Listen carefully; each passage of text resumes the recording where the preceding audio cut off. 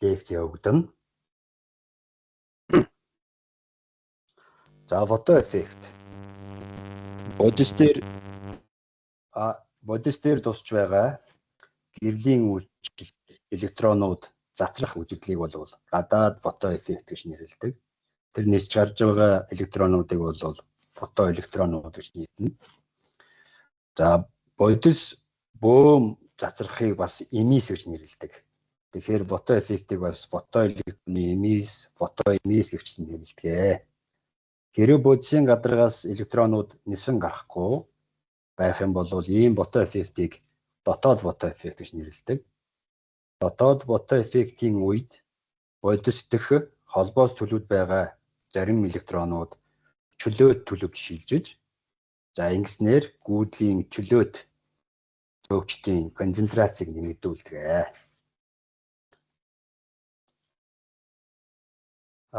Гадаад фото эффектийн судалгааг Оросын физикч Столетов 1888-аас 89 онуудад хийсэн.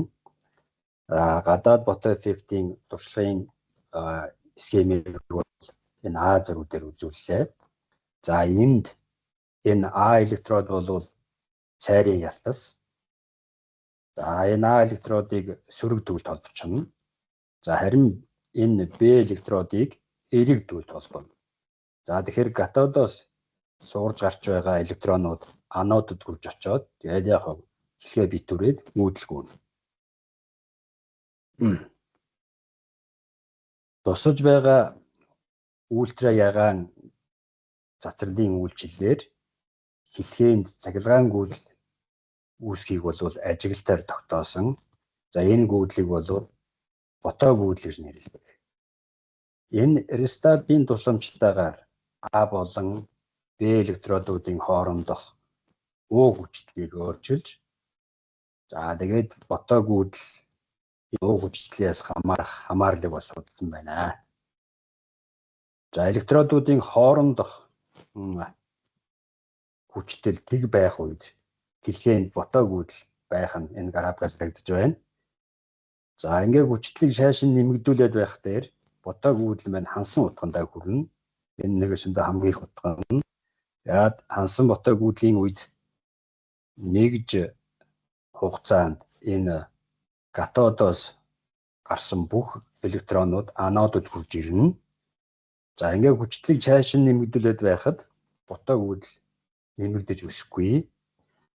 За хүчтлийн түүлийг солиход өөрөөр А-гийн холболтыг соличихвол тийм ээ. А-г нэмэгт Б-г хасахад холбочих юм бол энэ саатуулах хүчтэл гэж нэрлэгдэх хүчлийн утгын үед фото гүйдэл тэгтээ тэнцвэр болно. За туршлагаар гадаад фото эффектийн 3 хуулийг тогтоосон. За фото эффектийн 1-р хууль. Хансан гүйдлийн хүч тусаж байгаа цацралын эрчимд пропорционал байна. Тэгэхээр тусаж байгаа цацралын эрчмүүд E1, E2, E3 байх үед энэ хамаарлын графикийг энэ А зураг дээр үзүүллээ. За харин тусаж байгаа цацралын эрчмээс хансан фото гүйдэл хэрхэн хамаарж байгааг энэ зураг дээр туршлан харууллаа. Тэгэхээр энэ координатын эхлэлээс энэ шулуун график маань эхэлж байгаа учраас хансан фото гүйдлийн хүч бол зарахгүй үед бол тэгтээ тэнцвэр байх нэ. Өөрөөр хэлэх юм бол тусаж байгаа цацралын эрчим бага байх үед ч фото эффект ажиглагдана. Фото эффектийн 2-р хууль. Фото электронуудын хамгийн их кинетик энерги тусч байгаа цацралын эрчимээс хамаарахгүй, харин тусч байгаа цацралын давтамж нэмэгдэхэд шувган хамаарлаар нэмэгдэнэ.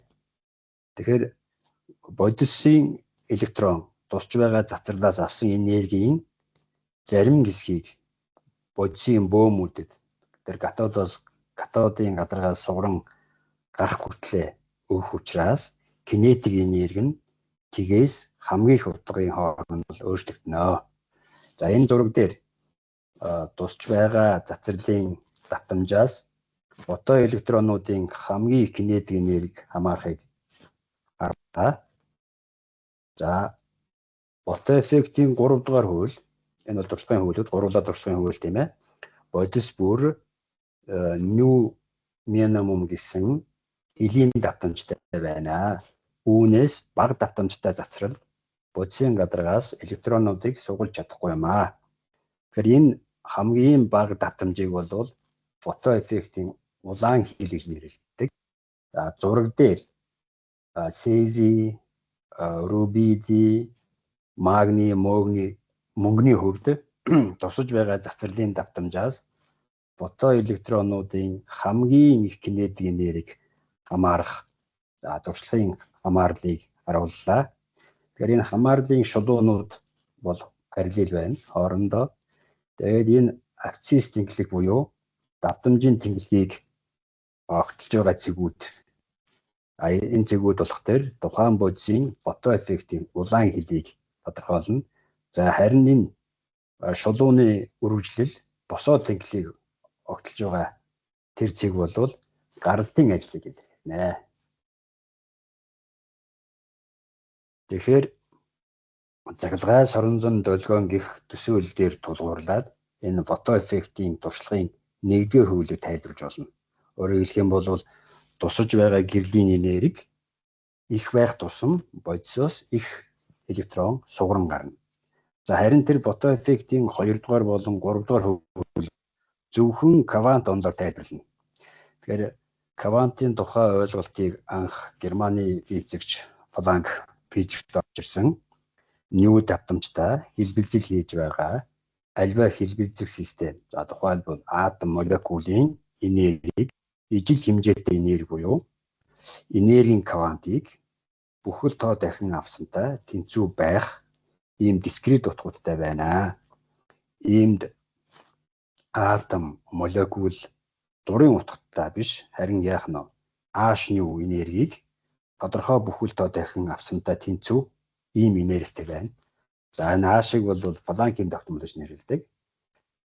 Өөрөлдсөн утга нь бол 663-ыг үржих нь 10-ын асах 34 зэрэг жоул үржих секунд. За ингэж одоо анх удаа энергийн квантлын тухай санаа бий болсон. За Планкийн энэ санааг Планкийн таамаглаж гэж байгаа. За энэ Планкийн санааг бол хөгжүүлж 1905 онд Эйнштейн гадаад фото эффектийн туршлагын хуулиудыг тайлбарлахын тулд цаглагай соронзон цацралын дискрет чанарын тухай таамаглалыг төвшүүлсэн. Өөрөөр хэлэх юм бол гэрэл квантаар цацрна. Эсвэл яг квантаар шингээгдэнэ гэж үзсэн. Эйнштейний таамаглал ёсоор new давтамжтай манай харматдаг цаглагай соронзон цацрал долгионы шин чанартай байхаас гадна бөөмийн урсгалын шин чанартай байна. Ийм бөөм болгон гэрлийн C гэсэн хурдтай хөдлөн тэгээ H-ны гэсэн энергийн квантыг бол зөөн. За эдгээр бөөмийг бол фотон гэж нэрлэдэг. Фотон бол эгэл бөөм зөвхөн хөдөж байхдаа оршин байдаг. За тэгээд масгүй, цэнэггүй, түүнчлэн бүх инерциал тоолын системд хөдөлгөөний хурд нь вакуум дах гэрэл тархах хурдтай тэнцүү байна. За электродыг гэрэлтүүлэхээр тэр гэрлийн фотон бодисын электронуудтай харилцан үйлчилнэ. За тэгээд тэр фотоны H-ны энерги одоо хангалттай их байх үед фотоныг шингээсний дараа электронуудын аль нэг нь электродоос сугарж гарахад хөрвөлцөх энергитэй болно. За ингээд сугарж гарсан электрон тодорхой хурдтай байна. Ийм учраас электродуудын хооронд гүчтэл байхгүй үед ч гэсэн анодод хүрч чадна. Тэгээд яадаг нь ботог үүдэл тэгээс ялгаатай. Тэнд ботог үүдэл байх юм ба штэ. Өөрөөр хэлэх юм бол тэг гүчтлийн үед тэр фото эффектийн вольт амперыг хамаарж тэгээр дайрахгүй байна. Бодисоос электрон сугарж гарахын тулд тэр бодисын атом болон электроны харилцан үйлчлийн хүчний эсрэг ажил гүйцэтгэх шаардлагатай.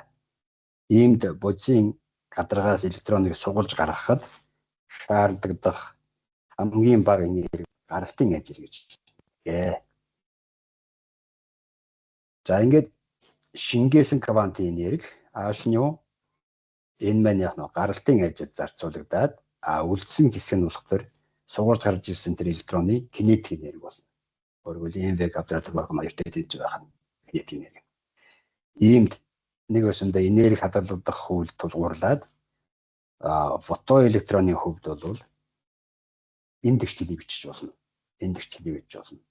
Тэгэхээр энэ тэгшлийг бол гадаад фотон эффектийн Эйнштейний тэгшил гэж нэрлэнэ. За түүнчлэн фотон эффект ажиглагдах цацралын хамгийн бага давтамж нь бол фотон эффектийн улаан хил юм аа. Тэгэхээр фотон эффектийн улаан хилийг яаж тодорхойлох вэ гэхээр тухайн бодисын гаралтын ажлыг Планкийн тогтмол туваас тодорхойлох юм. За энэ нь бол тухайн бодисын электрон гаралтын ажлаас хамаарах бөгөөд за бодисын химийн шин чанар гадаргын төлөв байдлаар тодорхойлогддог хэмжигдэх юм аа. За гэрлийн дохиог заглагын дохио болгож хувиргадаг төхөөрөмжийг бол фотон элемент гэж нэрлэдэг. Фотон элементийг зорчигчдын урсгалыг хянах, гудамжны гэрэлтүүлгийг удирдах, сайхан унтраах автоматар. За түүнчлэн үйлдвэрлэлийн процессыг удирдах, тохиолдол, байршил тодорхойлох зэрэгтэй хэрэглэдэг. Инфраулаан туяаны фотон элементийг агуун хэрэглээний заглагын электроникийн хэрэгслийг холоос зайнаас удирдахад бол өргөн ашигладаг. За энийг бол бид нар мэднэ. За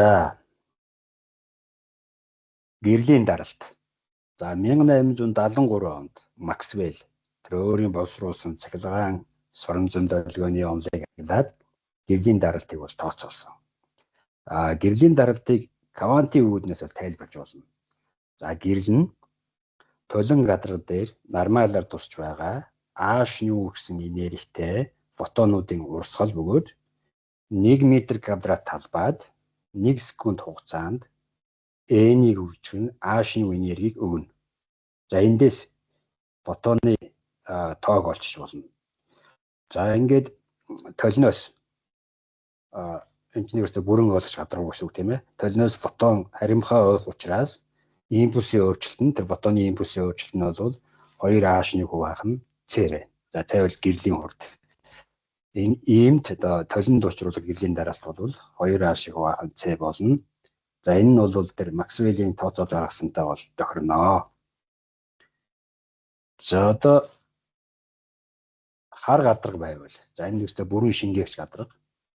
Тэгэхээр хар гадарга дээр гэрэл тусахад фотоны импульсийн өөрчлөлт 2 дахин бага байна. Иймд хар гадаргад учруулах гэрлийн даралт бол H нь юу хуваах нь C байна. За энэ гэрлийн даралтыг Оросын физикч Лебедев 1899 онд бол анх удаа хэмжсэн. За Айзенберг нарийн утсанд нарийн утсны утсанд хоёр үзүүрт нь ялтас гэсэн ийм нарийн савааг зүүгээд за нэг ялц нь бол хар өнгөтэй. Тэгэхээр гэрлийг бүрэн шингээн. Нөгөө ялц нь болохоор толин ялц учраас гэрлийг бүрэн ойлно. За энийг ингээд агаарыг сургуулсан савнтар байлуулчихна. За гэрэл толин ялцнаас ойх учраас толин ялтаст учруулах даралт нь хар ялтаст учруулах даралтаас 2 дахин их байна. За үүний дүнд энэ нарийн савааг одоо эргүүлэх хүчнүүдийн момент юу болно? Нарийн савааны эргэлтийн үнцгийг хэмжиж чинь энд ингээд толь байрлуулчин толин дээр гэрэл тусан тэр толны гялба энэ хуваар дээр хөдлөнтэй. Тэгээд саваанд үйлчж байгаа хүчийг энэс тэгэхээр ингээд эргэлтийн үнцгийг сая толиороо олчихсон тийм ээ. Тэгээд саваанд үйлчж байгаа хүчийг тодорхойлсноор гэрлийн даралтыг олсон. За нарны зүгээс за одоо шинэ нар байна те нарны зүгээс гэрлийн даралтын хүч үйлддэг учраас сүүлт одны энерги гэж байна. Сүүлт одны хэлбэр мөрийж нарнаас гадагшаагаад чиглэнэ. За энэ гэрлийн даралт байгаа нь гэрэл энергитэй мөн түнжлийн импульстэй болохын баталгаа. За энэ нь цаглагаас орон байдлаар матери оршин байгаа тэр хэлбэр болох цаглагаас орон цацрал маань материалын чанартай болохыг матлан харуулдаг. Тэр 17 дугаар зууны үеэс энэ гэрлийн мөн чанарын талаарх зөрчилтэй ойлголтууд байсаар байсан. Тухайлбал одоо Ньютон тэргүүтэй хэсэг эрдэмтэд бол гэрлийг бөөмүүд буюу корпускулын урсгал гэж үзэж байсан. Байхад за Гюйгенс нарын эрдэмтэд гэрэл бол долгио юм аа гэж үзэж байсан. Энэ корпускулын таамаглалаар гэрлийн ойлт гэрэл шулуунаар дарахыг бол тайлбарлана. Гэрлийн интерференц, дифракц зэрэг үзэгдлийг бол гэрлийн долгионы чанаар тайлбарлана. За гэвч энэ 20 дугаар зуунд фото эффект зэрэг үзэгдэл гэрэл тодорхой энергитэй, импульстэй бөөмүүдийн багцын шинж төрхтэй болохыг бол тогтоогдсон. Ингээд объект нэгэн зэрэг корпускул одоо бөөмлөг гэсэн одоо ойлгохтой юм болон долгиолог долгионы шинж чанартай байхыг бол корпускул долгионы дуализм гэж нэрлэдэг. За энд нэг жишээ бодлого авч үзье. За тэгэхээр энэ 450 нанометр долгионы урттай монохроматик нэг өнгийн дан өнгийн гэрэл наатри дээр тусгая. За тэгвэл тэр тусгай гэрлийн фотоны энерги, фотоны импульс, за натрийн фото эффектийн улаан хэлийг, за дүнжлэн тэр сурж гарч байгаа фото электронуудын хамгийн их кинетик энергийг тодорхойлно. За фотоны энерги H-ню. За ню гэдэг чинь гэрлийн урдаг байх нь долгионы урд. За ингээд тоон утгуудыг тавьчих юм бол 4.4-ийг үржих нь 10 асах 19 зэрэг жоо бол. Тэгэхээр 1.6 нь 10 асах 19 зэрэгт жоо бол 1 электрон вольттой тэнцүү. Тэгээ электрон вольт руу шилжүүлчих юм бол фотоны энерги 2.8 электрон вольт байх нь. За дараагийн олох зүйл бол фотоны импульсийн модуль. Тэгэхээр Планкийн тогтнолыг хуваах нь долгионы урт. За ингээд тоо утгуудаар оруулчихна. Тэгээ харчин. За 3-д нь болохоор улаан хэлийг олгоно тий. Тэгэхээр түрүү үзсэнчлэн улаан хэл гаралтын ажлын хоорондын холбоог ашиглаж гаралтын ажлыг Планкийн тогтнолд хуваачна. За гаралтын ажлыг бол лавлаас харчин тийм ээ. Жишээлбэл натрийн гаралтын ажил бол 3.7-г үржих нь 10-19 зэрэг жоо байх нь. За энийг хэмжээд лавлах сургач номд ингээд хүсэлтлээ оруулсан байд. За тэндээсээ харчин. За ингээд фото эффект явагдах одоо хэл хамгийн бага долгионы давтамж нь ингэж авч ирэх нь. За гадаад фото эффектийн Эйнштейний тэгшлээс тэр натрийн гадаргаас нисэн гарч байгаа, сугран гарч байгаа электроны кинетик энерги олъё. Тэгээ H-ню тэнцүү. H-ню чинь гаралтай ажил зарцуулагдана. Тэгээд кинетик энерги зарцуулагдах учраас тэндээс кинетик энерги олж байгаа бол H-нюгээс асуун гаралтай ажил. Ингээд 0.5 электрон вольт гэнэ. За атомын физикээс юу үзэх ёстой вэ гэхээр за тухайн үед бас тэр дурсгалын өгдлүүд ингээд хөрөнгөлөгдөд өндлөгийн хэрээр одоо атом бүрэлдэхүүн хэсгүүтэй болох нь ойлгомжтой болж ирсэн. За түүнчлэн бараг нэгэн зэрэг байгалийн цацрын идэвх чанар за анх одоо олж нээсэн эгэл бөөн болох электроныг нээсэн. За харин энэ электроныг нээснээр электрон болвол одоо атомын бүтцэд орох нь бол тодорхой болж ирсэн. 20 дугаар зууны эхэнд бол Английн физикч Томсны атомын загвар өргөн тархсан байсан. За энэ загвар ёсоор бол эерэг цэник атомын бүх эзлэгүүнээр нэгэн төрлийн масс байдлаар түгшсэн. За тэгээ электронууд нь болохоор энэ эерэг цэнэгтэй орчинд шигтгэсэн байдалтайгаар байдаг. Тэгэхээр атом бүхэлдээ бол цахилгаан сармуулна. За энэ Томсны загвар зөв үнэн эсхийг шалгахын тулд 1911 онд Английн физикч Elizabeth Ford хамтран ажиллагчдаа хамт туршлага тавьсан. За ингээд Томсны атомын загвартай зөрчилдсөн ийм үр дүн гаргаж авсан. За айлба энэ зурган дээр байна. За энэ хоёроор тэмдэгсэн байна. Айлба бөмбөгийн багц ойролцоогоор энэ 400 нанометр буюу 1600 орчим атомын давхарга бол ийм нингэн алтан ялц дээр одоо 3-аар тэмдэглэсэн байна те алтан ялц дээр тусна. За тэгээд ялцаар нэвтэрсэн одоо энэ чиглэлүүд нь айлба бөмбөгийн чиглэлүүдийн улаанаар үзүүлсэн байна те. Айлба бөмбөгийн гэрлийн гэлбаг энэ тусгай бодисоор бүрсэн дэлгэцээр бүртгэж аваад тэгээ микроскопоор хараад тодорхойлсон. За туршлагын үр дүн ямар байсан бэ гэхээр ихэнх айлба бөм хөдөлгөөний анхны чиглэлээсээ тгээс 4 градус орчим өнцгөр хазааж байсан. За түүнчлэн тэнд 90 градусаас их өнцгөр сарниж байгаа айлба бөмүүд бол бүртгэгдсэн. Тухайлбал одоо ойролцоогоор 20,000 айлба бөмөөс нэг айлба бөм 90 градусаас их өнцгөр хазааж байсан, сарниж байсан тийм ээ. За түүнчлэн бас 40,000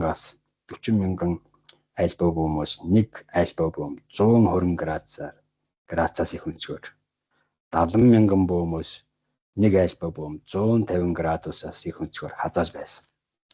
За ингээд туршлагын үр дүнд анализ хийгээд Elizabeth Ford 1911 онд атомын цөмийн төвшүүлсэн. За энэ загвар болохоор нэг юм дараах үндэслүүдтэй байна. За атомын төвд нэг 10-ын хасах 14 зэрэгт метр ирэмбийн хэмжээтэй цөм байрлана. За энэ цөмийн цэник бол нэмэх Z-ийг үржих Y. Энэ Z гэдэг нь болохоор үйлэг систем дэх элементийн дэс дугаар. За Y болохоор эгэл зэний хэмжээ. За атомын бараг бүх масс энэ эерэг цэнэгтэй цөмд төвлөрнө. За цөмийг энэ электрон бүрхүүл үүсгэн хөдөлж байгаа Z тооны электрон хүрээлнэ. Электронуудын нийт цэник гэх юм бол Z-ийг үржин хасах Y байна. Тэгэхээр атом маань бүхэлдээ цахилгаан сармаг байх нь. За цөмтэй колоны датлалын хүчээр электронд харилцан үйлчлэнэ. За тэгэхээр цөм дээр унж болох учраас электронууд маань цөм дээр унж болох учраас электронууд атомын дотор 50 байх боломжгүй. Иймд одоо электронууд цөмийг тодорхой орбитээр тойрж иргэнэ. За энэ резервуарын атомын загвар бол манай нарны системтэй төстэй учраас гаригийн загвар гэж басдаг.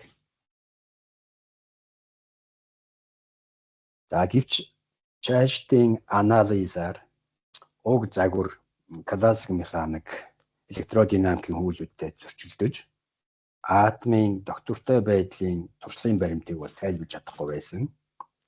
За ямар төсөл орсон бэ гэхээр нэгдүгээрт Максвеллийн классик электродинамикийн хуулиуд ёсоор электрон орбитээр хурдсаж хөдөлж байхдаа цахилгаан соронзон долгионыг тасралтгүй цацруулж байх ёстой.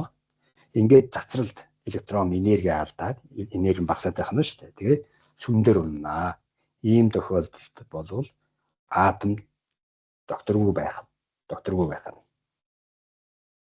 За хоёрдугаарт тэр цацралын давтамж үүсгэгчийн хэлбэзлийн давтамжтай ямагт тэнцүү байх учраас цөмийг тойрч электроны эргэх давтамж цөмд ойртохын хэрээр одоо айжмаар тасралтгүй ойртох ёстой. Гэвч энэ туршлагт цацралын давтамжийн өсрэлтэй өөрчлөлт буюу ийм бараан завсруудаар зааглагдсан салангад спектрийн шуумууд ажиглагдсан. За ингээд энэ загвар нь Ньютоны механик, Максвеллийн электродинамикийг үндэслэж атомын бүтэц шин чанарыг бүрэн тайлбарлахгүй. За түүнчлэн туршлагын зарим үр дүнтэй зөрчилдөж байсан. За энд туршлагын өгөгдлүүдтэй таардаг. За тэгээд классик механик, электродинамикийн хуулиуд дээр тулгуурлаж атомын бүтцийг тодорхойлоход бий болж байгаа зөрчлүүдийг арилгахын тулд дайнын физикч 1913 онд 2 постулат дээр тулгуурласан атомын квант загварыг дэвшүүлсэн. За нэгдүгээр постулат нь болохоор ингэж байгаа. Атом онцгой стационар төлөвт орчих бөгөөд төлөв бүрт тодорхой энерги харгалзана. Энэ стационар төлөвт атом затрал хийхгүй. За тэгээд тэр стационар төлөвүүдийг бол 1, 2, 3 гэсэн дараалсан тоогоор дугаарлана. Ингээд төлөв бүрд энергийн тодорхой дискрет утга харгалзана. Тэгэхээр Боорын загвар ёсоор атомын стационар төлөвт тодорхой зөвшөөрөгдсөн орбит харгалзана. Энэ орбитоор электрон цөмийг тойрж иргэнэ. За Боор одоо хялбар байхын үүднээс бол дугуй орбитыг авч үзсэн байдаг. За Боорын 2 дугаар постулат атом нэг стационар төлөвөөс нэг тогтмол төлөвөөс нөгөө төлөвд шилжиж болно. Ийм шилжилтийн үед цахилгаан соронзон энергийн квант затрна эсвэл шингээгдэнэ. Энэ квантын давтамж эдгээр төлөвдөх атомын энергийн ялгуураар тодорхойлогдно. За энд нью Kn гэдэг бол засарсан эсвэл шингээгдсэн квантын давтамж. За Ek нь болох дээр K дугаар стационар төлөвлөдөг атомын энерги, En болохоор бас адилхан N дугаар стационар төлөвлөдөг атомын энерги. За H бол Планкийн давтамж. Хэрв Ek нь En-ээс их байх юм бол шилжилтийн үед энергийн затрал явагдана. Харин Ek нь En-ээс бага байх үед энергийн шингээс болно. Хамгийн бага энерги харгалзаж байгаа атомын төлөвийг бол үндсэн төлөв гэж нэрлэдэг. Энергийн их утга харгалзаж төлөвийг бол зочирсон буюу өдөөгцөн төлөв гэж нэрлэдэг. За Боор түүнчлэн электроны стационар бөгөөд зөвшөөрөгдсөн дугуй орбитын радиусыг олох тоо хэмжээний квантлын нөхцөлийг дэвшүүлсэн. За энд N бол тухайн орбитын дугаар, NJ болохоор электроны масс, Vn болох дээр N дугаар орбит дээрх электроны хурд, Rn болох дээр N дугаар орбитын радиус. За H бол Планкийн давтамж. За энэ бол π тий 314-д тэнцвэр байдаг π. За ингээд Боорын энэ хоёр постулат тэгээд орбитын квантлын нөхцөлийг ашиглаад нэг протонтой, цөмөн нэг протонтой. За тэгээд тэр цөмийг тойрон эргэж байгаа нэг электроноос тогтдог. Хамгийн энгийн атом буюу ус зөрөгчийн атомын энергийн түвшнүүдийн бүтцийг бол тайлбарлаж болно. За тэгэхээр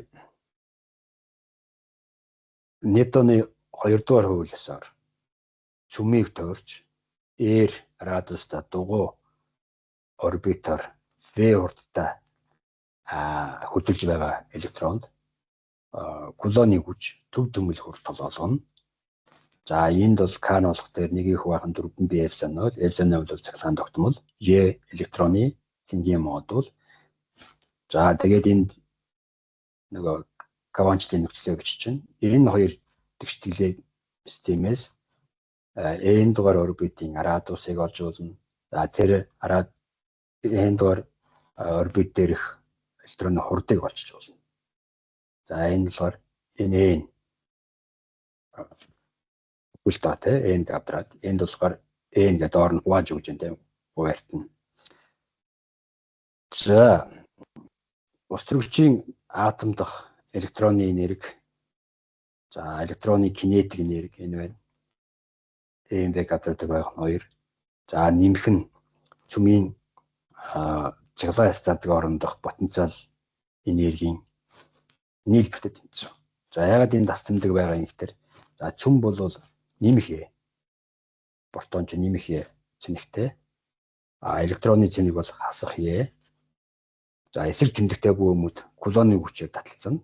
За тэдгээрийн харилцан үйлчлэлийн потенциал энерги бол сөрөг утгатай байна.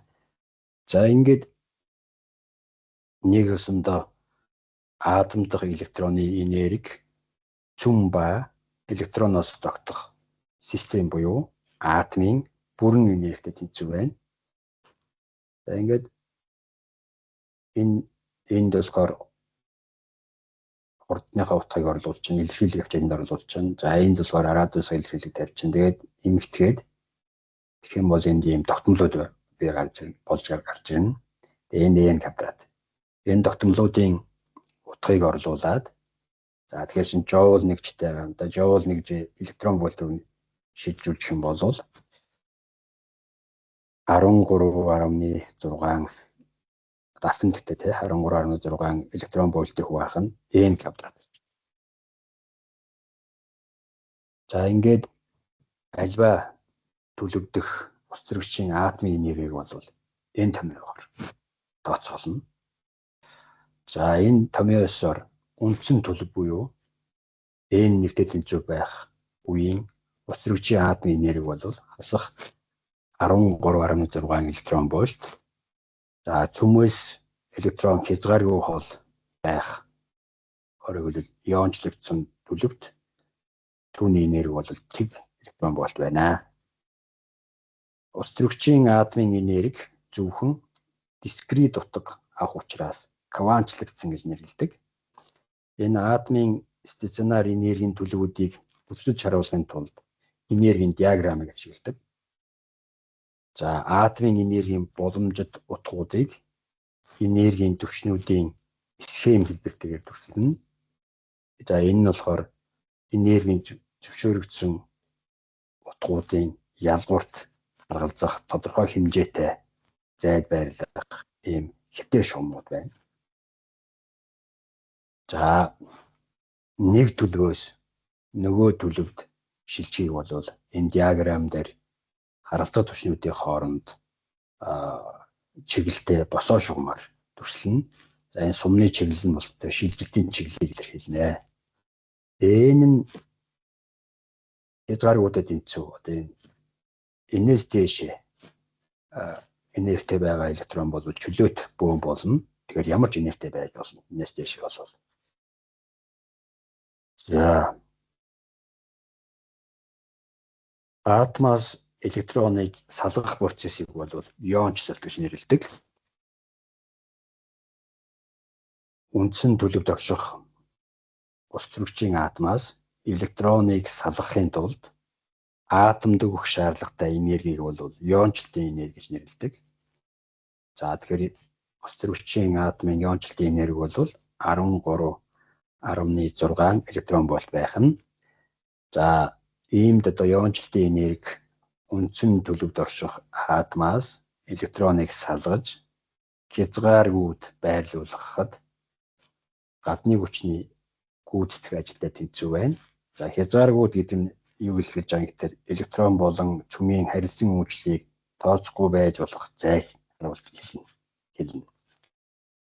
Атом дахь электроны холбоос энерги бөөмүүдийн цахилгаан соронзон харилцан үйлчлэлээр тодорхойлогдох бөгөөд атом үүсгэд энерги ялгарх учраас сүрэг хэмжигдэх юм байна. Холбоос энергийн абсолют утга нь тэр атомын холбоосын бат бүхийг доктортой байдлыг бол тодорхойлно. Тэгэхээр холбоос энерги абсолют хэмжээгээрээ атом дахь электроны иончлалтын энергитэй тэнцүү байна. За ийм тус төрлийн атом дахь электроны холбоос энерги хасах 13.6 электрон вольт байна. За одоо борын онолыг нэгтгээд хэлэх юм бол борын атомын загвар острогчийн атомоос гадна острогчийн атомтай адил цөмөө тойроод 1 электрон эргэж байдаг ийм иончлогдсон атомуудыг буюу ионыг бол тодорхойлно. За ийм ионыг бол острогч төст ион гэж нэрлэдэг. Жишээ нь одоо 1 удаа иончлогдсон гелийн атом байна. 2 удаа иончлогдсон литийн атом байна. За гэвч одоо энэ загвар дээр тулгуурлаад илүү нийлмэл атомын онолыг боловсруулах боломжгүй. За жишээлбэл одоо острогчийн яг дараах атом болох 2 электронтой гелийн атомын татгалтын спектрийг бол тайлбарж чадахгүй. Борын онол байна. За борын онол микроскоп үзэгдлүүдийн тууштай онол буюу квант механик бүтээх замдах чухал үе шатнд болж өгсөн. За энергийн дээд ЕК түвшнээс доод ЕН түвшин рүү атом өөрөө шилжих үед цацрагалт явагдана. Тэгэхээр атом маань H-nu гэсэн энергитэй фотоныг цацрагна. За энэ үед цацралтын давтамж бол энэ хоёр энергийн ялгуурыг Планкийн тогтмол хуваасандаа тэнцвэг байна. Атом өдөөгдсөн буюу зочирдсон төлөвөөс үндсэн төлөв рүүгээ шууд шилжихээс гадна бас шаталж тэр завсрын төлөвүүдийг дамжиж шилжиж болно. За энэ үед тэр завсрын шилжилтүүд болгонд харагдаж байгаа гэрлийн квантуудыг цацрагна. Тэгэхээр энэ давтамжуудын багц атомын цацралтын шуман спектрийг үүсгэнэ. За гэрлийн шингээлт байна. За гэрлийн шингээлт бол яг цацралтын уруу процесс юм. Тэгэхээр атом маань H-nu гэсэн энергитэй фотоныг шингээгээд доод бага энергитэй К төлөвөөс дээд их энергитэй N төлөв рүү шилжинэ. Тэр шингээгдсэн фотоны давтамж бол энэ хоёр төлөв дэх энергийн ялгуурыг Планкийн тогтмол хуваасанд тэнцвэг байна. Ийм шилжилтүүд атомын шингээлтийн шугамн спектрийг үүсгэнэ. Ижил энергийн түвшнүүдийн хоорондох цацралттай болон шингээлттэй явагдах шилжилтийн давтамжууд хоорондоо тэнцвүү байна. Тэгэхээр атомын спектрээр түүний цацрагалт болон шингээлтийн үеийн атомын энергийн өөрчлөлтийг бол тодорхойлох боломжтой юм аа. За цацралтын спектр, шингээлтийн спектр тус нь авч үзье. За эхлээд шингээлтийн спектр өөрөө гэрэлтэгч биеийн спектрийг бол цацралтын спектр гэж нэрлэдэг. Энэ нь шуман, судалт, нийл, тасралтгүй гэсэн үг тийм ээ. Ийм 3 төрөлтэй байна. За хийн атомд төлөвд орших бүх бодис шуман спектртэй байна. Ихэвчлэн бол энэ ердийн нөхцөлд үндсэн төлөвд очиж байхтай хийн атомд бол гэрэл цацруулахгүй. Харин ийм хийх халаачих юм бол тэр хийн зарим атом илүү өндөр энергийн түвшинд шилжинэ. Тэгээ буцаад яг доод энергийн түвшин рүү шилжих үедээ фотонуудыг цацруулна. За үүний дүнд бол атомын спектр бараан завсруудаар фонтой бараан завсруудаар цааглагдсан янз бүрийн өнгийн тусгаар салангад нарийн ийм шумуудаас тогтноо. За энэ шугамн спектрийн судалгаагаар химийн элемент болгон өөрийн гэсэн өрмөц спектртэй байхыг бол тогтоосон. Ийм спектрүүд салангад одоо энэ зураг дээр үзүүлсэн юм салангад тусгаар гэрэлтэгч шумуудын өнгөөрөө тэгээд тэдний байрлал одоо жишээлбэл 3 элемент байна те 3 байрлал нь өөр байрлалаараа тэгээд хоорондоо ялгаж байдаг. За жишээ нь одоо энэ хоёроор тэмдэгсэн цацралтын шугамын спектр байна л да. Энэ бол острогчийн атом. Тэгэхээр острогчийн атомын электрон их энергитэй 3 дугаар түвшнээс 2 дугаар түвшинд шилжихэд цацрах фотоны давтамж харгалзах шум энэ үддэг гэрлийн мужид улаан өнгөтэйгээр. За энэ жишээлбэл шар юм уу те, шар өнгөтэй гэх юм бол энэ бол 4-ээс 2 руу шилжихэд үүсэн байх. Энэ 5-аас 2 руу, 6-аас 2 руу, 7-аас 2 руу шилжихэд үүссэн шумууд байх нэ. За молекулуудаас тогтдог хий бол судалт спектртэй байна.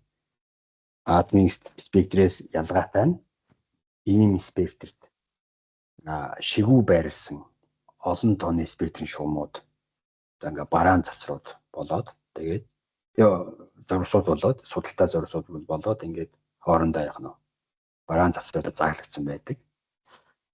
За молекулын спектрийг молекулууд болон тэр молекулуудын бүтцийг ялгаж танихад бол ашигладаг. За энэ жишээлбэл нэг судал байна те. За нүүрсэн электродуудын номон нэрлийн үед гарч ирж байгаа гэрлэх байна те. Хоёрт нь болохоор йодын молекулуудын судалт спектр батрагдж байна. За цацралтын тасалтгүй спектр, нийл спектр хатуу төлөвд байгаа, эсвэл одоо шингэн төлөвд байгаа халаасан бий. За түнчлэн өндөр даралттай хий, за плазм тасалтгүй ийм нийл спектртэй байна. Тэгэхээр энэ молекулууд нь хоорондоо маш хүчтэй харилцан үүссэн юмнаас тэгээд тусгаар тухайн бөөмд байдаг өөрийнх нь хувийн шинж бол ийм спектрт бол ялгагдаж гарахгүй. Ийм спектрт бүх долгионы урт байна. Бүх долгионы урт байх бөгөөд бараан завсрууд алга болно. Бараан завсрууд байхгүй. Тэгээд дэлгэц дээр бол нийл янз бүрийн өнгийн зурсууд ажиллагдана. За энэ зурган дээр бол нарны цацралтын нийл спектр бол харуулсан байна. За шингээлтийн спектр. Тэгэхээр тонголог бодис дээр гэрэл тусч юу дээ. Тэгвэл тонголог бодис маань тусч байгаа цацралын зарим хэсгийг шингээ. Зарим хэсгийг шингээ. Ийм бодисоор цагаан гэрлийг нэвтрүүлжээ. Тэгээд гараж авсан спектрт бол бараан шумууд эсвэл шингээлтийн зурсууд үссэн байдаг. Ийм спектр бол шингээлтийн спектр гэж нэрлэдэг. Энэ зураг дээр бол натрий, гелийн шингээлтийн спектр явуулсан байна. За хийн төлөвд орчиж байгаа бодис халаасан төлөвд байхдаа цацрагдаг тэр долгионы урттай тийм гэрлийг бол илүү сайн шингээж авдаг. Тэгэхээр шингээлтийн спектртэй байгаа энэ бараан шумууд дээр тухайн химийн элементийн цацралтын спектрт байдаг гэрэлтэгч өнгөтэй шумууд байсан шүү дээ. Тэр шумуудын байралтаа яг давхцсан. Тэдний байрладаг байран дээр энэ бараан зурсуудын байрлалыг хадгалж яадаг. За энэ шугам спектрийн наривчлан тогтоосон зүй тогтол тухайн бодис дэх элементүүдийг илрүүлэх боломжийг олгодог. Бодисын чанарын болоод тоо хэмжээний бүрэлдэхүүнийг тодорхойлоход түүний спектрийг гаргаж авах, тэгээд судлах дээр тулгуурсан арга хэлдэг. Энэ аргыг бол спектрийн анализ гэж нэрлэдэг. За энэ нь янз бүрийн химийн нэгдлийн бүрэлдэхүүнийг тодорхойлох хамгийн энгийн хурдан арга. Спектрийн анализ бол хоёр үндсэн чухал үндсээр тулгуурладаг. За нэгдүгээр нь бол химийн элемент болгон, за эсвэл химийн нэгдэл болгон тодорхой спектрээр тодорхойлогдно. За тэр спектр дэх шумын эрчим, за эсвэл бол судлалын эрчим тухайн бодис дэх элементийн концентрацийг хамаарч байдаг. Тэгэхээр бодис ямар хэмжээтэй, ямар химийн элементүүдээс бүрдэж байгааг бол спектрээр нь тодорхойлж болно. За одоо цүмийн шин чанарыг ярих ёстой. За цүмд эрэг цэнэгтэй бөөмүүд буюу протонууд байхыг Резерфорд хамтран ажиллагчдаа хамт 1919 онд бас туршлагаар нотолсон. За харин 1925 онд Бликет анх Вельсоны камерт үйлсэн протоны мөрийн фото зургийг авсан.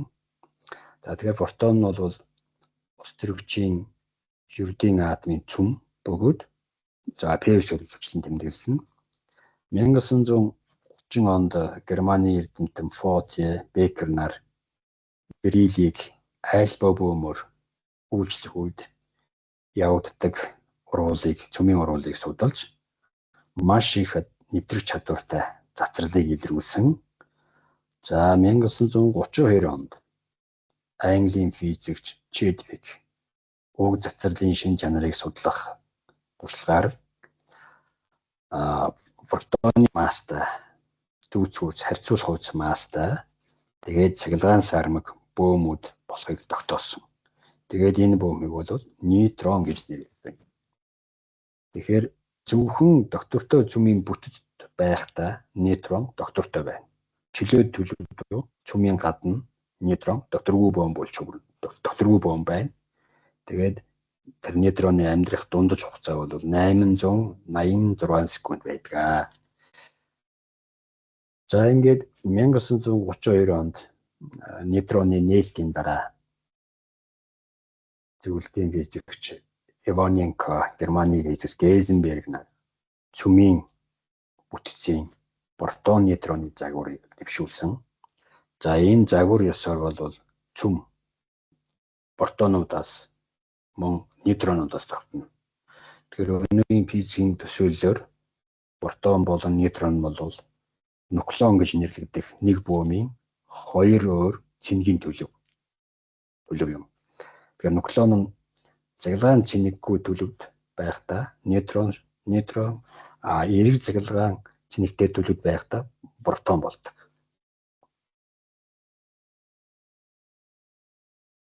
За цүмдэх протоны тоог бол цүмийн цэник гэж нэрлэдэг. За тэгээд зээлчээр тэмдэглэнэ. Цүмдэх протоны тоо сармаг атом дахь электроны тоотой тэнцүү байна. Түүнчлэн цэнгийн тоо уйлах систем дэх химийн элементийн дэс дугаартай бас тэнцүү байна.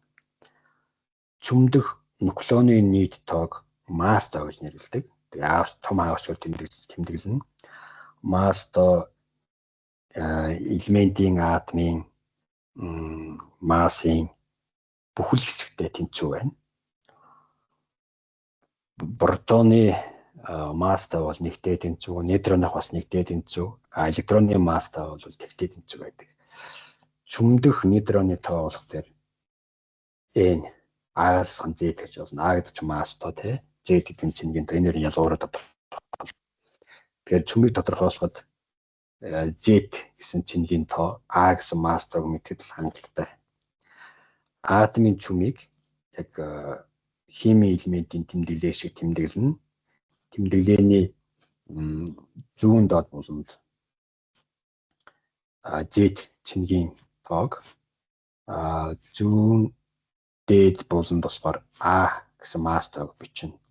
За жишээ нь нүүрс төрөгч 12 гэдэг изотопын тэмдэглээнд 6 протон гэдэг доод буланд. Тэгээд нийт нуклоны тоо 12, 12-оос 6 протоныг асчих юм бол нейтрон, 6 нейтронтой ингээ 12 нуклон агуулсан төрөгчийн цүмийг бол ингээ тэмдэглэв. За тодорхой Z гэсэн цэнгийн тоотой А гэсэн масс тоотой цүмийг бол D гэж нэрлэдэг. За энд нэг бодлого авч үзье. Бериллийг альфа бөөмөр бөмбөгтгöd нейтрон цацрах цүмийн уруулын тэгшлэлийг бичээ.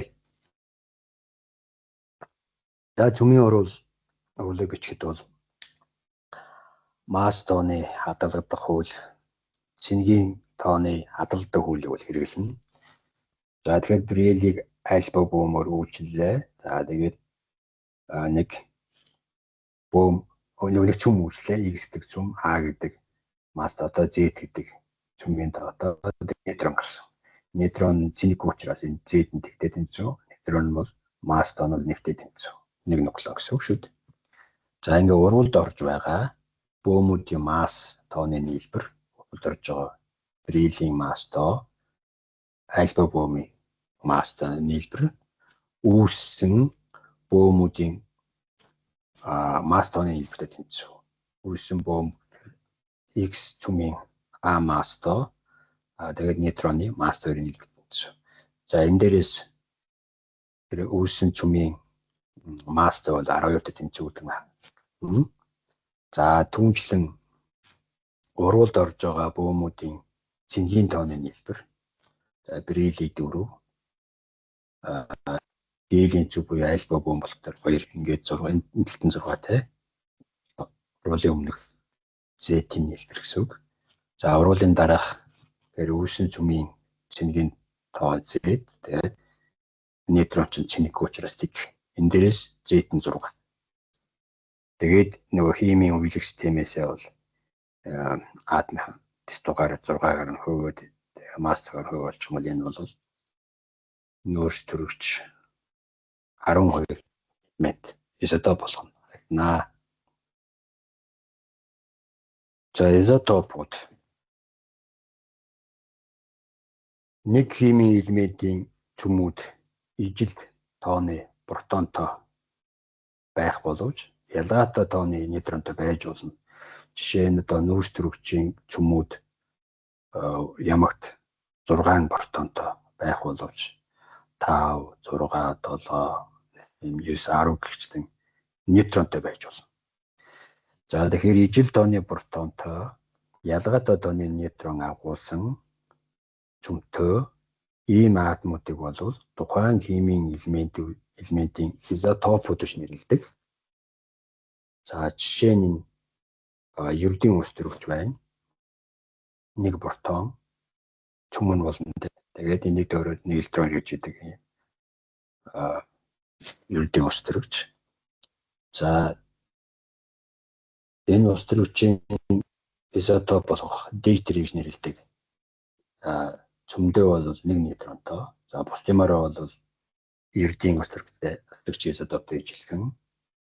За дахиад 2 нейтроноор илүү ердийн ус төрөгчөөс тритэ гэдэг изотоп байна. За энэ гур бол яг нь ус төрөгчийн 3 изотоп байх нь шүү дээ. За 3-аас бүр 26 изотоптой элемент хөтлөө байдаг. За 1962 онд за физикчид, химичид нүүрс төрөгч 12 изотопын масс тоог 12 бүхэл гэж үзээд за уг нүүрс төрөгч 12 изотоптой харьцуулж бүх элементийн массыг тооцоолж гаргасан.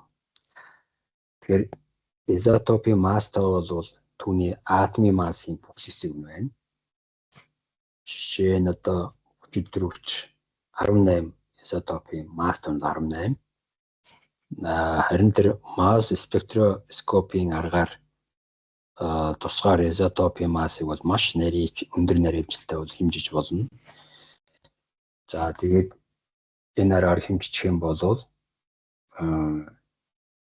C12 изотоптой харьцангуй O16 18 изотопын масс бол 17 таслал 9 массын атомыг байна.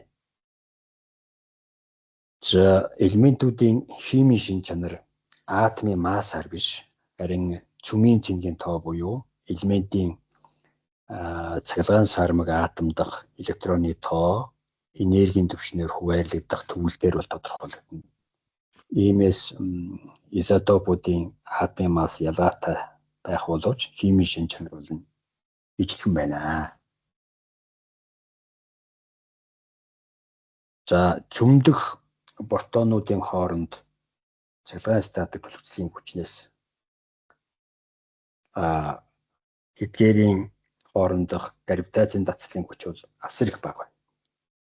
Тэгэхээр ерөнхийдөө бол гравитацийн дасгалын хүчийг бол тооцохгүй байж болно.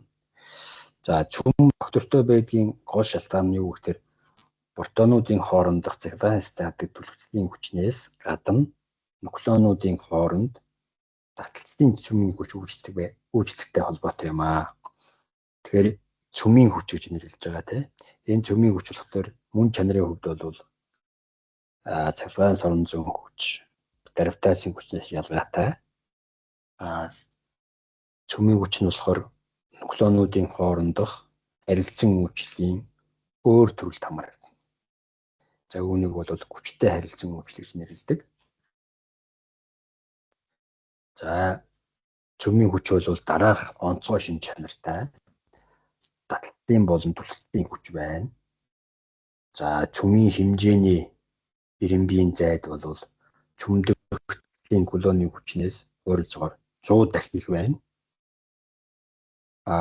Гурав нь болохоор нуклеонуудын хоорондох зай чүмийн хэмжээний эренбитэй байх үед илэрдэг ийм богино зайн үйлчтэй хүч болно. Чүмийн хүч маань. За чингийн үл хамааралтай өөрөөр хэлэх юм бол харилцан үйлчж байгаа нуклеонуудын цахилгаан цэнгээс хамаардаг. Хоёр протоны хоорондох чүмийн хүч, хоёр нейтроны хоорондох чүмийн хүч, нейтрон ба протоны хоорондох чүмийн хүчнүүд бол бүгдээрээ хоорондоо ижилхэн байна гэсэн үг. Чингийн үл хамааралтай. За ханах шин чанартай байна. Энэ нь чүм дотор оршиж байгаа нуклеон зөвхөн зэрэгэлдээ өөрөө дэргэд байгаа хөрш нуклеонуудтай харилцан үйлчлэгийг илэрхийлнэ. За 6-ад нь болохоор төвийн хүч биш юм аа. Чүмийн хүч бол төвийн хүч биш юм. Өөрөөр хэлэх юм бол чүмийн хүч харилцан үйлчж байгаа нуклеонуудын төвүүдийг холбосон шулууны дагуу чиглэхгүй гэсэн үг.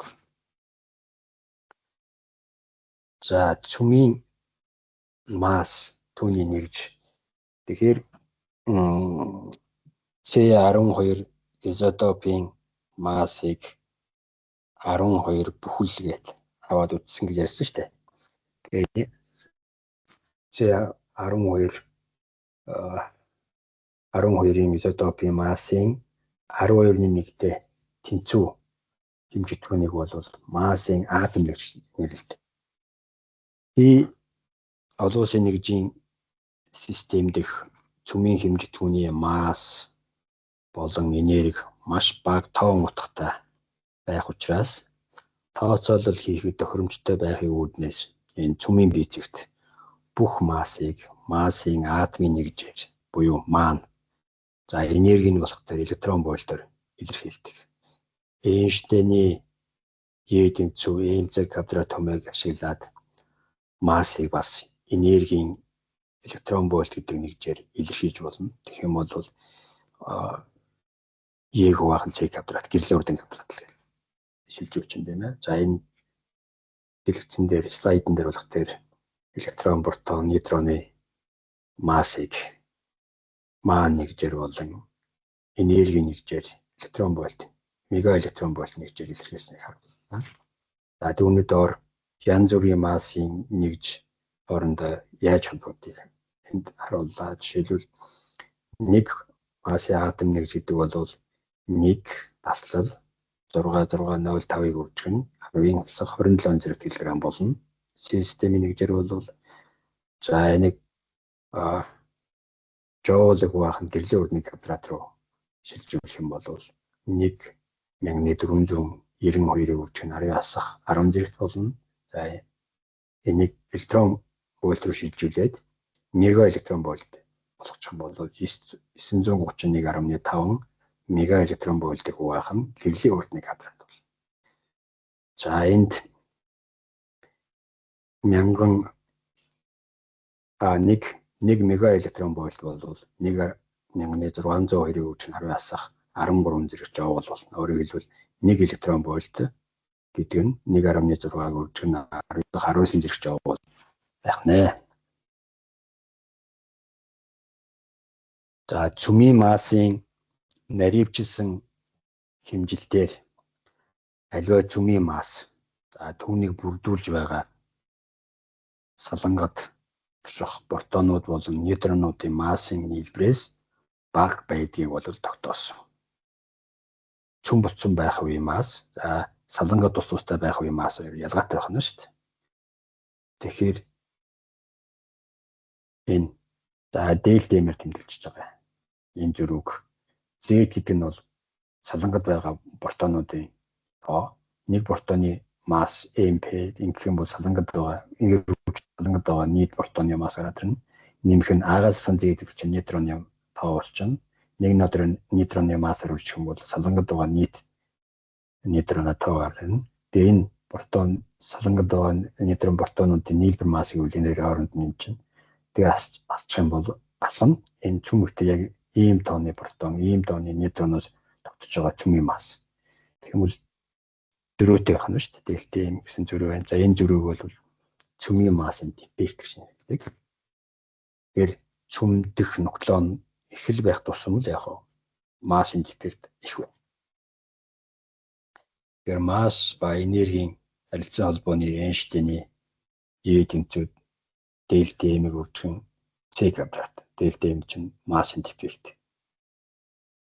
Өчигдөр гэрлүүрний квадрат. Энэ хуулиасаар бол энэ илүүдэл масс бол нуклеонууд цөм болж нэгтгэхэд ялгарх энерги төөрнө. За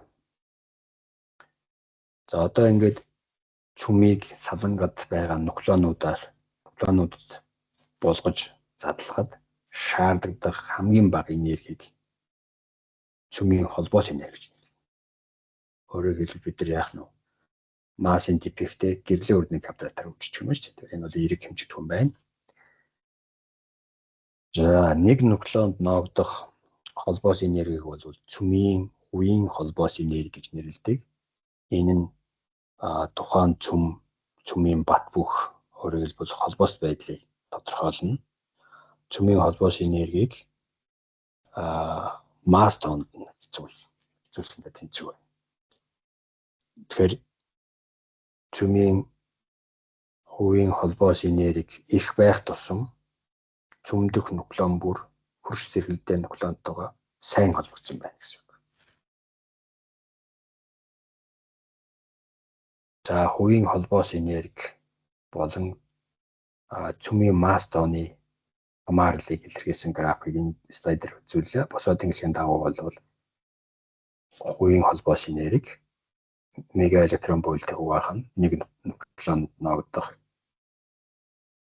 холбоос энерги.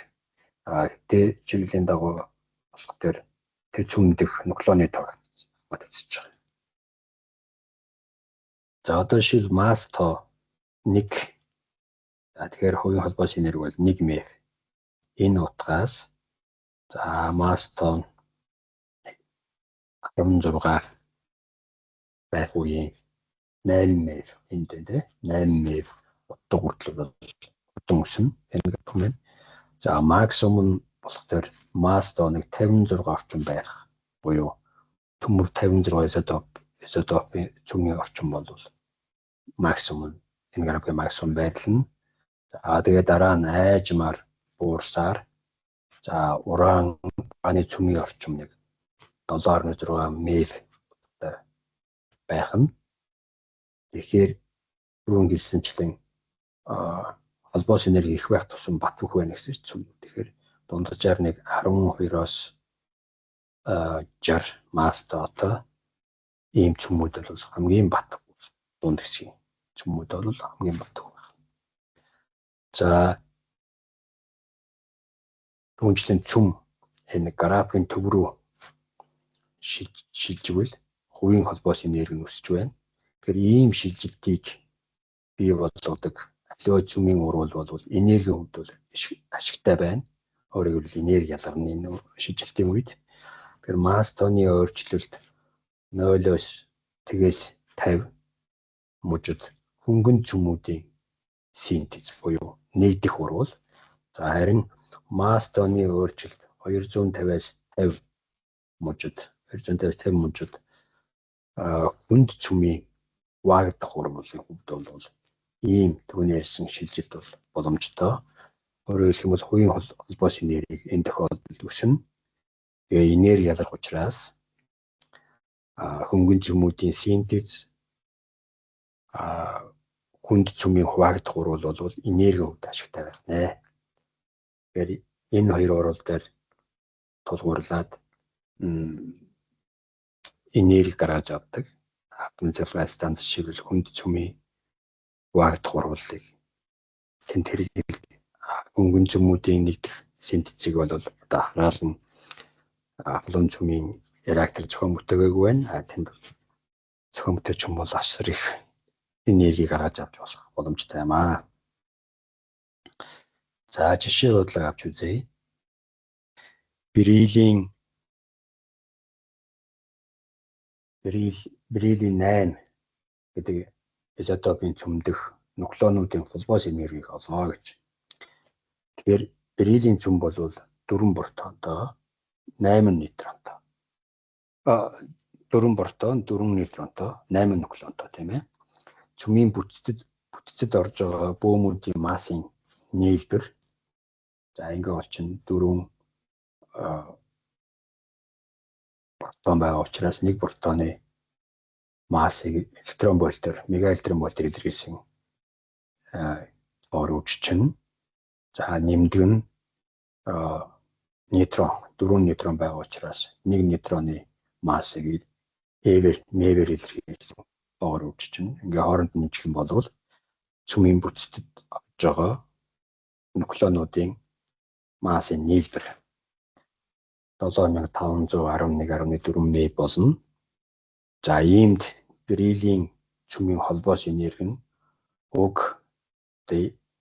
энерги нэгдээр илэрхийлсэн нийлбэр массаас бериллийн цөмийн энерги нэгдээр илэрхийлсэн 7454.7 МeV массыг хадаад энцүү байна.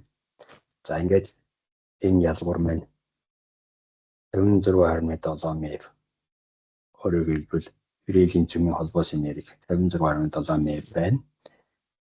Энэ энерги бериллийн цөмийг бүрдүүлж байгаа 8 нуклеонд хуваарлагддаг.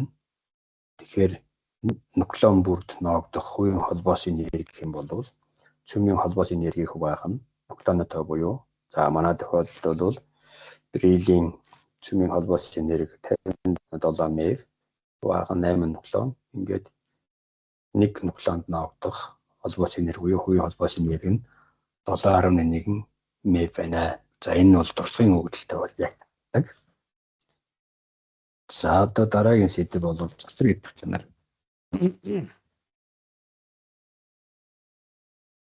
За 1896 онд Францын физикч Беккерел ураны давс аяндаа үл мэддэх цацралыг цацрагаж фото хальсыг гэрэл зохиулдаг болохыг бол илрүүлсэн. Энэ шинэ үзэгдлийг бол цацраг идэвх гэж нэрээсээ. Тэгэхээр цацраг идэвх чанар гэдэг нь цөм, бөөм, эсвэл богино долгионы урттай цахилгаан соронзон цацралыг цацруулж өөрөө аяндаа хувирах үзэгдэл юм аа. За 1898 онд Пьер Кюри, Мари Складовская-Кюри нар энэ шинэ үзэгдлийг өөрийгөө цацраг чанарыг үзүүлдэг энэ үзэгдлийг судалж цацраг идэвхт радий 226, полины 210-ыг нээсэн. За тэгээд ер нь удалгүй бусад цацраг идэвхт элементүүд бол нээгдсэн. 1899 онд Резерфорд цацраг идэвхт цацралын хоёр байгуулагч болох альфа цацраг, бета цацрагыг бол ялгаж авсан. За түүнчлэн Резерфорд альфа цацраг бол гелийн цөмүүд болохыг бол тогтоосон. За харин Беккерел болохоор бета цацраг бол электронуудын урсгал болохыг харуулсан. 1900 онд Францын физикч Вилард радийг судалж цацраг идэвхийн 3 дахь байгуулагч болох гамма цацрагийг нээсэн. За энэ бол маш их энергитэй цахилгаан соронзон цацрал юм аа. 1898 онд Резерфорд нэвтрэх чадвараар нь цацралыг 3 төрөлд хувааж болохыг илрүүлсэн. Тэгэхээр цацралын энэ 3 төрлийг бол грек цагаан толгойн үсгийн дараалалаар альфа, бета, гамма гэд нэрлсэн. Тэгэхээр альфа, бета, гамма цацралыг нэрлсэн гэсэн үг. За эхний цацрал жишээлбэл альфа буум. За цаасыг бол нэрлэхгүй. Хоёр дахь төрлийн цацрал болох бета буум. Нэгсэнд электронууд гэсэн үг тийм. Хэдэн миллиметр зузаан хөнгөн цагаан ялцыг болгүй. Гурав дахь цацрал гэж нэрлэдэг байгаа гамма квант бол хэдэн сантиметр зузаан ард туглагын давхрыг бол нэвтэрч чадаа. За энэ зурган дээр араадын цацраг идэвхт араадагаас гарч байгаа цацраг цацрал 3 цацрал байгаа шүү дээ. Тэр 3 байгуулагч цахилгаан болон соронзон орон дотор янз бүрийн чиглэлд ялгаатай өнцгөр хазааж байгааг харууллаа. За та хоёр ялц ашиглаад гаргаж авсан нэгэн төрлийн цахилгаан орон дотор за энэ дээд ялц нь бол нэмэх, доод ялц нь бол сөргөөр зэнлэгдсэн. Тэгэхээр цахилгаан орны чиглэл бол дээрээс доошо чиглэсэн Е гэсэн хүчтэйтэй. Тэгэхээр энэ конденсаторын ялцуудын завсраар энэ цацралыг нэвтрүүлэхээр бета буумууд болох дээр нэмэх рүү альфа болохоор хасах сөрөг ялтас руу хазаана. Харин гамма байгуулагч бол чиглэлийн өөрчлөлгүйгээр ирж байна. За энэ B зурган дээр болохоор одоо энэ слайдын хатгаад перпендикуляраар наашир чиглэж байгаа соронзон индукцтэй нэгэн төрлийн соронзон орон дотор перпендикуляраар цацралыг нэвтрүүлнэ. Тэгэхээр бета байгуулагч маань нэгэсэнд одоо энэ зурган дээр үзүүлснээр бол дээшээ, гамма бол чигээрээ, альфа нь бол доошоо чиглэнэ. За энэ дээрээс бол энэ альфа, бета, гамма цацралуудын бүтэц цэник энтрийг бол тодорхойлчих болно. За альфа задрал эхний цүмийг одоо жишээл их цүм гэж нэрлэж байгаа. X гэсэн их цүм альфа задрал хийлээ. За тэгэх юм бол альфа буум задрна. Тэгээд задралын бүтээгдэхүүн нь их цүмийн фотоны тооноос 200 фотоны тоотой, их цүмийн масс тооноос 400 масс тоотой изотоп байна. За тэрийг бол схемээр бол ингэ харуулчихна тий. За энэ нисэн гарч байгаа альфа буумын энерги бол дискрет утгатай байна. За жишээ нь радий задрал, радон үүсэх задрал бол энэ альфа буумын задралын жишээ юм. Тэгээд энэ радон одоо бүтээгдэхүүн цүм байх нь шүү дээ. Радон болохоор хий төлөвтэй цацраг идэх изотоп. Тэгээ үндсэн төлөвтэй шилжихтэй гамма квант цацруулна. За цүм түнчлэн бета цацрал хийж болно. X цүмийн бета хасах задрал үед их цүмтэй ижил масс тоотой нэгээр их атомын дэс дугаартай нуклеид үүснэ. Тэгээд электрон цацрна. Тэр цүмийн биежигт бол электроныг бол ингэж имбэлдэг. Электрон дэг хасах нэгсэн болохоор спец нэгтэй болох ярьж байгаа те. Тэг бол тэр масс тон тэгтэй тэмцэв. За энд байгаа нью дээрээ долгиод энэ бол яг тухайн цаг үед бол мэддэггүй байсан. За туршлагаар бол тэг зингийн тоотой, тэг масс тоотой ийм буум байсан. Эдрийг бол ингэж тэмдэглэсэн те. За энэ бета хасах задрал бол дараагийн үндсэн онцлогтой байдаг. Нейтроны илүүдэлтэй цөм. Өөрөөр хэлбэл протоны тооноос илүү тооны нейтронтой ийм цөм цацраг идэх задрал хийхдээ бета хасах задралаар задрна. Тэр нисэн гарч байгаа электроны энерги бол тэгээс хамгийн их утга хүртэлх ийм тасралтгүй спектртэй байна.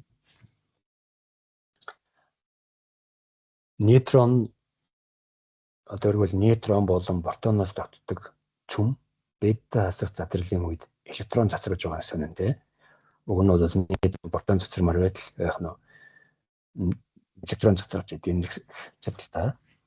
1934 онд Италийн физикч Ферми боловсруулсан бета хасах задралын квант онолсоор бол яг тэр чүм задрах агшинд чүм дотор байгаа нэг нейтрон протон болж хүрнэ. Тэгээд цахилгаан цэник болон энерги хадгалагдах хуулиуд биелж байхын тулд электрон болон тэг цэнгийн тоотоо, тэг масс тоотоо ийм бөөм цэцэж явах хэрэгтэй. Нэгэсэндээ электрон тэгээд тэг цэнгийн тоотоо, тэг масс тоотоо бөөм гэдэг хоёр юм цэцэж явах хэрэгтэй. Энерги хадгалах хууль, цахилгаан цэник хадгалах хууль биелж байхын тулд. За энэ бөөмийг бол Ферми нейтрино гэж нэрлэсэн. Энэ металлаар бяцхан нейтрон гэсэн үг. Нейтриног бол грек нью үсгээр тэмдэглэнэ. За антинейтрино гэдэг нь болохоор нейтроногийн эсрэг антибөөм нь.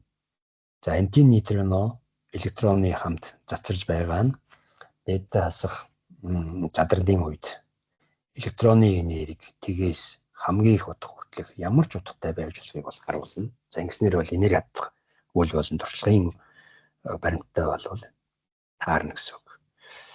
За нейтриногийн тухай гэх юм бол нейтрино нь бол цахилгаан цэнэггүй маш бага масстай учраас нейтрино өдөртөө маш сул харилцан үйлчлэнэ. Тэр ийм зөвхөн 1950-аас 56 оны модал туршлагаар хэлэгдсэн. За маш одоо хэцүү юм туршилтуудыг тавьж гаргаж илрүүлсэн. За тэгэхээр тэр цөмд явагдаж байгаа нейтроны бета хасах задралыг бол дарга байдлаар бичиж болно. За энэ байна. Нейтрон, протон болно. Тэгээд электрон, тэгээд антинейтроно цацрна. Тэгэхээр энэ нью дэгээр төлөвлөгөөнтэй бол антинейтроно гэдэг тэмдэглэлтэй байна. За энэ бета хасах задралыг бол зурагт ийм байдлаар төрчин үзүүлж болно. За энэ нейтроногийн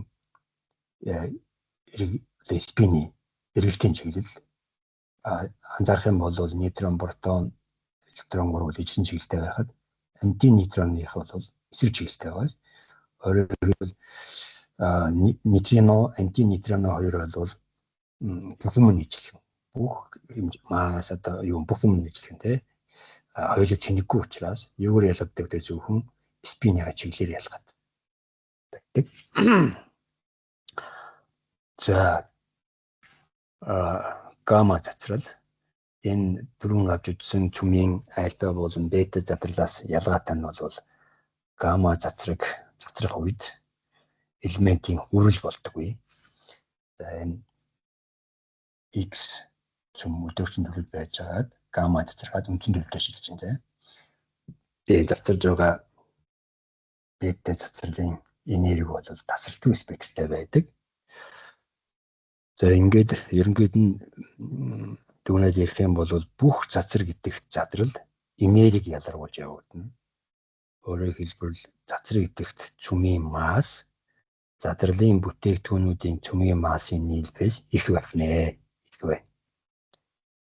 Нэг атомын чүм өөр атомын чүм болж хүрэх нь чүмийн уруулын ерөнхий шинж. Гэхдээ цацар гэдэг задрал өөрөө янда гадны ямар ч үйлдэлээр явагдана. Харин чүмийн урул бол тэр чүмийн уруулыг явуулж байгаа бөмбөгдөгч бөөмийн үйлчлэлээр явагдана. Гадны үйлчлэлээр явагдах юм байна шүү дээ.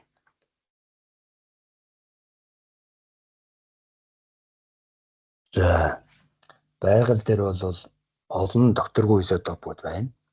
Ийм изотопийн цацар гэдэг чанарыг бол байгалийн цацар гэдэг чанар төрөлхийн нэг гэж нэрлэдэг.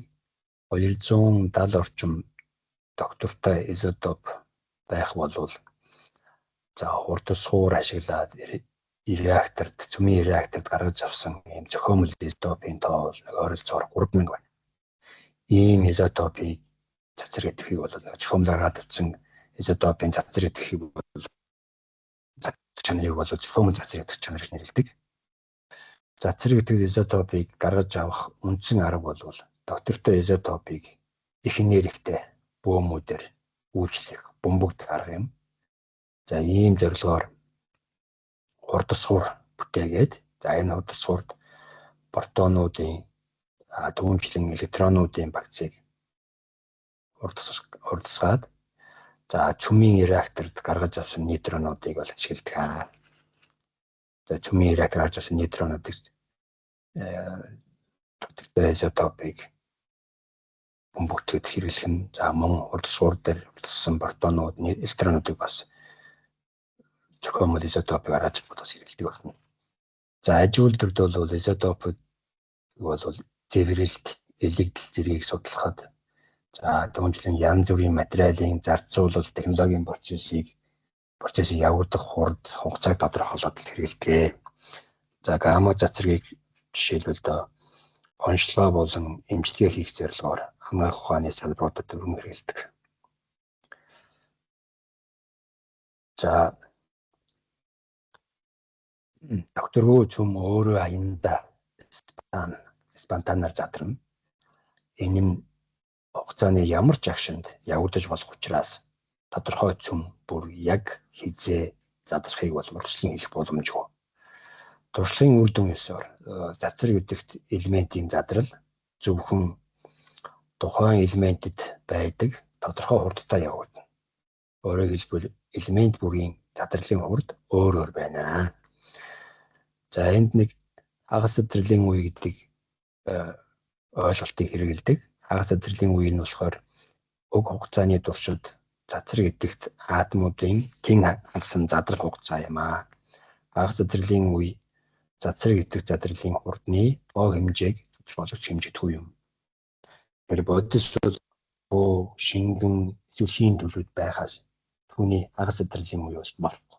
Түүнчлэн цацраг гэдэгт бодисын хагас задрлын үе, бодисын тоо хэмжээ, хугацаа, байрлал олон байгаа нөхцлөөс бай.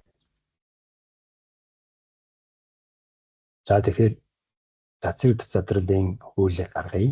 Тэгэхээр жишээ болоод төмөр 50S гэдэг нуклеидийн цацраг задралын график ашиглая. Хугацааны эхний агшинд N0 тооны цацраг гэдэгтэй чүм байсан гэх. Нормчул 1 100% гэсэн 1.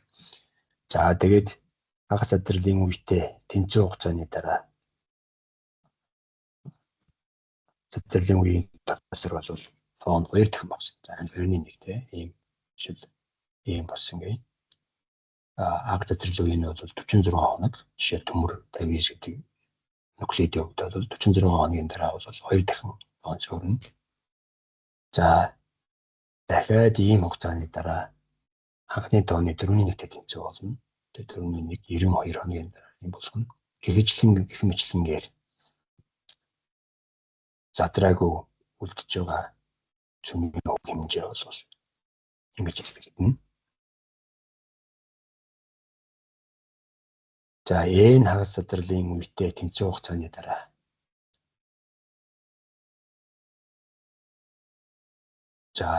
үлдсэн цацраг цөмийн тоог гэх юм бол энэ бол анх байсан цөмийн тоог үржих нь 2-ын хасах Т хуваах нь хагас задрлын үе.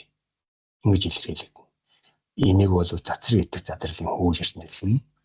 Энэ нь задраагүй цацраг гэдэг цөмийн тоо хугацаанаас хамаарч экспоненциалаар буурах юм бол. Тэгэхээр ийм хуулиар болсон шүү дээ. Тэгээд цацраг гэдэг задралын хуулиар хугацааны ямар ч агшиндах задраагүй үлдсэн цөмүүдийн тоог бол олж болно.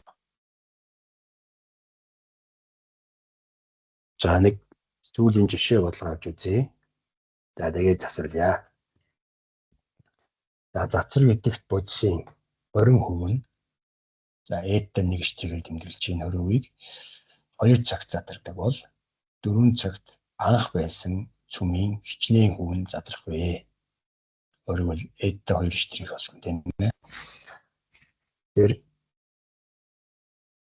задраагүй цүмийн тоо болон анх байсан цүмийн тооны харьцаа буюу задраагүй цүмийн үр хэмжээ түрүүн үзсэн бидний цацраг гэдэг задралын хөвөл ёсоор энэ хоёр тохиолдолд дараах байлж байна. За тэрийг бета нэгчээд тэгвэл энэ сор N1-ийг энэ үлдсэн байгаа. T1 хугацааны дараа үлдсэн байгаа цүмийн тоог анх байсан цүмийн тоонд харьцуулсан харьцаа бета нэг гэж. 100% үржих юм бол төчний хөвөл харагдаж байна, тийм ээ. Тэгэхээр нэгийн хитэн бүхэл болохгүй чиний хэсэг болохгүй гэж заруулж байгаа. Тэгэхээр энэ чинь болохоор хоёрыг хасах T1-ийг баахан задрал үүтэй тэнцвэ. Яг үүнтэй адилхан 4 цагийн дараа гिचний хавь үлдсэн байх гэдэг ингээ олчихно. За ингээд натурал логарифмчилчээ. Орвол натурал логарифм авч ийн хоёр илэрхийлээс. Тэгээд тийм үл юм чинь тийм ээ. Энэ чинь дараа нь энэ мэддэхгүй байгаа хагас задралын үеийг нэгнээс нь болоод нөгөө тавина гэж байгаа. За тэгэхээр энэ хоёр илэрхийлэл нэгнээс нь нөгөө тавих нь ш. Тэгэхээр энэ хоёр илэрхийлэл хооронд нь хэцүүлч тэгвэл хамсан хооронд нь хэцүүлчээ. Тэгэхээр натурал логарифм eta 2 тэнцүү t2-ыг байгаа нь t1. За тэгээд дахиад нөгөө тавихмаарэ. Бас тэгтээ хооронд нь харьцуулна гэсэн үг шүү дээ. Ийм байж хооронд нь хуваалаа гэсэн үг. Тэгэхээр натурал логарифм eta 2 тэнцүү t2-ыг байгаа нь t1 натурал логарифм буюу энэ t2-ыг байгаа нь t1-ийг eta-гийн илтгэж байдлаар бичээд тэгээд натурал логарифмыг чөлөөлчих юм бол eta 2 тэнцүү eta 1 t2-ыг байгаа нь t1. За ийм ерөнхий томьёог гарч ирж байна. За энд eta 1 гэдэг бол нэгээс сан eta штрих. Энэ бол задарсан цөм eta 1 штрих болвол задарсан цөмийн хөв хэмжээ. Эхний тохиолдолд eta 2 болвол хоёр дахь тохиолдлын задарсан цөмийн хөв хэмжээ.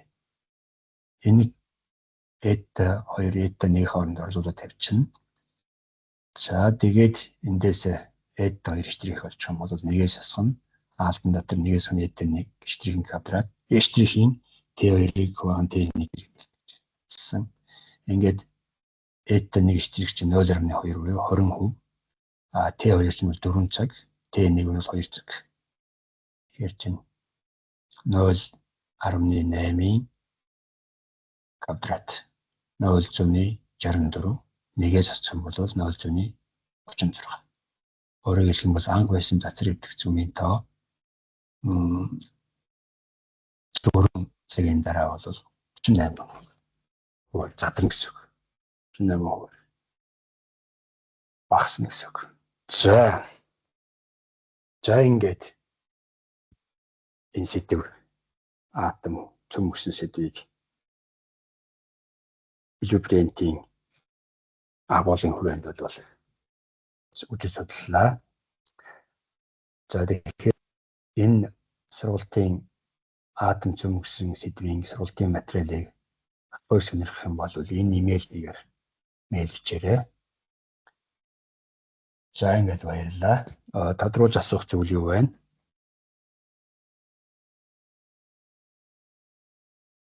Багшаа өмнөх өдрүүдийн хичээлийг яаж үзэх юм бол? За бичлэг нь бол байж байгаа. Тэгээд за нарийн мэдээлэл бол манай уянгаа багш өгнө. Уянгаа багшаас асуугаарай. Би бол өөрийнхөө энэ сэдвийн хүрээнд асуулт тодруулах юм байна уу гэж асууж байгаа. За өөр юу вэ? Уянгаа багш байна уу? сайн байна уу? Энэ бичлэгүүд бүгдээрээ үлдэж байгаа бах тий?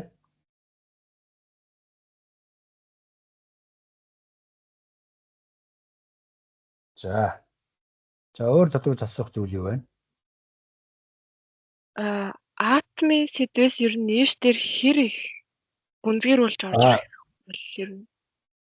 За энэ атом цөмийн сэдв бол өмнөх жилүүдэд ер нь байгаагүй санагдаад байна тий. Тэгэхээр энэ жилээс орж ирж байгаа юм байлаа.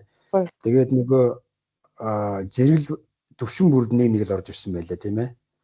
Тэгэхээр нэг гүнзгий орж ирэхгүй болоо гэж бодож байна. Тэгэхээр ямар ч миний бэлдсэн материалын хүрээнд бол орж ирэх байх.